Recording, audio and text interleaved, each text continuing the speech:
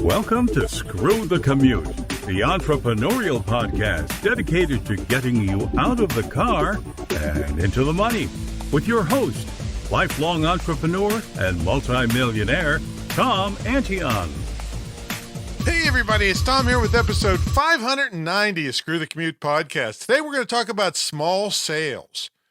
See, I'm going to go over the value of small sales as opposed to always going for the big stuff. And you'll find that you can make a lot of money doing small sales. All right, hope you didn't miss episode 589. That was about VPNs, or virtual private networks. This is a service you can purchase that really ups your privacy of where you're searching. It's got plenty of business uses and pleasurable uses too. So that's episode 589. And of course, anytime you want to get to a back episode, you go to screwthecommute.com/ and then the episode number. And while you're at it, you should pick up a copy of my automation ebook. I've been hitting you with this for like 600 episodes. I don't know. So you're crazy if you haven't downloaded this thing and use the ideas, or maybe you just like to just play with your computer and spend hours doing stuff that should take minutes. Maybe that's what you like. Maybe that's you. Maybe that's why you haven't downloaded it yet. Maybe you're too lazy to learn. Take 15 or 20 minutes and learn a new technique that'll save you hundreds of hours. Maybe you're that stupid. I don't know. So download the darn thing at screwthecommute.com/automate free. Screwthecommute.com/automate free. All right, let's talk about small sales. So I was having breakfast the other day, and I usually watch some type of YouTube training video as I'm having breakfast. I don't have any particular topic I'm searching for. I usually just scroll through the suggested videos until I see something that interests me. Now, I may need some specific training, like boning up on stuff, like I have to put in a water heater this weekend, which is going to save me probably $1,500 for like an hour's work. So I'm just reminding myself of the things because I don't do it like a plumber does all the time, but I have the ability to do it. So I might watch something on wiring a hot water heater or some stuff like that. But anyway, I just got videos suggested to me. This was a woodworking guy, and he was talking about small sales. And see, he makes furniture and sells the items he makes at craft and home fairs. And maybe he takes 4 days to make a coffee table or end table or something, and he charges maybe, $400 or $600. He didn't really say how much he charges, but anyway, he goes to these fairs and he sits there all day, and sometimes he sells one of his tables or chairs or whatever he's selling, and sometimes he doesn't. One day at the fair, he was talking to one of the antique vendors who had been selling at these things for many years. So he was very experienced, and he told the woodworking guy, you got to have lots of items for sale, not than just your big ticket items. He had a bunch of lower priced items for sale in addition to his big expensive antiques. So the woodworking guy went home and he went through his scrap wood pile. I mean, this was, he pulled out little pieces of wood that were too short for use on any of his larger tables and stuff. And he started making some wall hangings. And this was basically throwaway wood. This wasn't good for anything. He even got his kids involved in making stuff. And he made some arrows and some religious crosses. It was basically junk wood. And all the while, he was remembering what the old timer had told him. And that was that people come to these events, they plan to buy something. And he also said that everybody has $20 to spend at one of these things. So when the woodworking guy was thinking about what to charge for this basically scrap wood that he was turned into wall hangings, he charged $20 or maybe 30 or 40 if they were really big. And he also said that arrow wall hangings sell well for some reason. I don't know. So he and his kids made arrows and they put little picture hanging things on the back side and he sold them for $20. Then he had an old 4x4.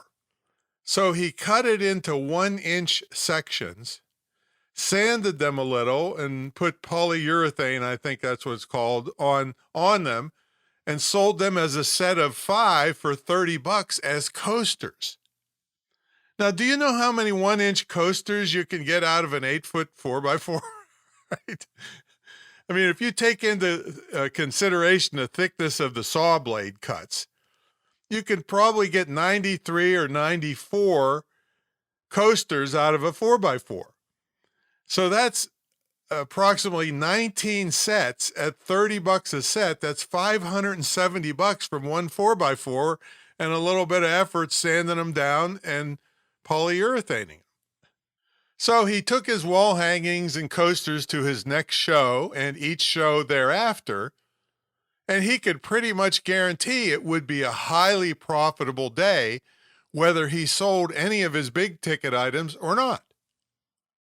So what's the purpose of this story? Well, the purpose is to get you thinking of how selling lots of little things can not only give you a great cash flow, especially if they're digital, and in addition, they lead people to buying your bigger stuff. Now, I don't know if this woodworking guy was smart enough to capture information for follow-up from people buying his wall hangings and coasters, but at least he could put a business card in with each purchase so people would remember him and call him for more stuff, or maybe some big ticket custom furniture, or maybe he glued his business card onto the back of the wall hanging. I don't know, that would have been a good thing. But as an online marketer, you have an even bigger advantage in that you will get the person's email address when they buy something from you online. So you can keep in touch with the buyer pretty much forever. So, as long as you keep giving them good value. Also, you don't have to have a wood shop or a metal shop or any kind of physical tools other than a computer. And you don't have to haul stuff to craft shows and flea markets and sit there all day. What we're talking about is a concept that there was a book written about it called The Long Tail. And to me, that means a lot of little stuff adds up to big stuff. Now, I knew one guy who sold enormous amounts of $7 or less special reports, and he made a fortune. And like I just said about the woodworking guy hopefully capturing the email addresses of his buyers for follow-up, you can use your smaller products to lead to the bigger sales. Many of the more than 1,700 mentees over the years that I've had got introduced to me through one of my ebooks that start around $17. And as I teach in my ebook masterminds, each ebook should give great quality, but lead to something bigger. Most of my ebooks lead to my mentor program for internet and digital marketing, or my pro speaking mentor program, or online courses from $97 to $497, or to my school, which has a $19,100 tuition, which I might add is a bargain compared to how families and students are getting ripped off by major colleges who teach the kids nothing and other than to party and protest and put them in debt for many years. So spend some time developing a bunch of lower price products, preferably e-products, online courses, ebooks, and so forth that give you a 97% profit and good cash flow, and they also lead to bigger things that you sell, or speaking engagements or consulting contracts or whatever. And of course, if you want the best training available in online and digital marketing, get in touch with me and we'll discuss your future online. Well, folks, I got to run. There's a flea market this weekend. I've been looking for some wall hangings.